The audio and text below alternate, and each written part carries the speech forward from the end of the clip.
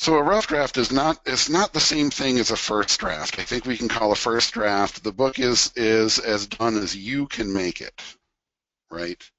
And then it's time to, engage with the services of an editor in some way or another, have an agent read it, really get a second professional set of eyes on it.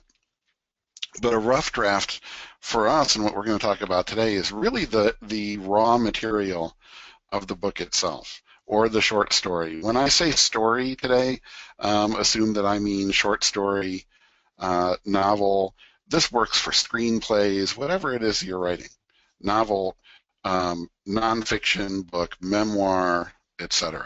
Right? So if I say story, I mean whatever it is you're writing. But this rough draft is this thing that no one but you ever needs to see. So you don't have to worry about what it looks like. Don't be embarrassed that there's typos in it. Don't be embarrassed that the story is kind of clunky or that you still need to do some extra research. Not even extra research, that you need to do really any research at all. Don't worry about anything. This is for you only. It may as well be an entry in your diary. It's not for public consumption. It's for you to start with, right? And we're going to get into really deeply today what we're talking about in terms of raw material. But this is important to keep in mind. The rough draft is the whole thing. It's the whole story, beginning, middle, and end.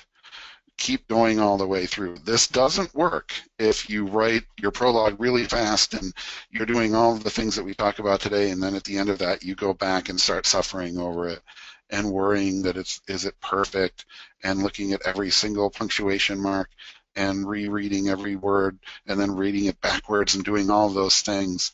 And then 6 months later, you're ready to get on to chapter 1. That's not what we're talking about. We're talking about the whole thing, from prologue or chapter 1 all the way through to the end. And I think it's fair to call it speed writing, but here's what I really hope, is that this becomes really normal speed, that this is just how you write. That it's not a sense of, well, I'm just trying to get through this as quickly as I can, and so I don't really care. Of course you care. You absolutely should care. You really want to do your best work, but you don't have to do your best work all at once. So what you really need to do is just get this thing out on paper. And again, we're going to get into lots more details. But that's what I mean by a rough draft. No one but you will ever see this thing. But you've got to get that thing, something out on paper to work with. And of course, by paper, I mean also on your computer screen, etc.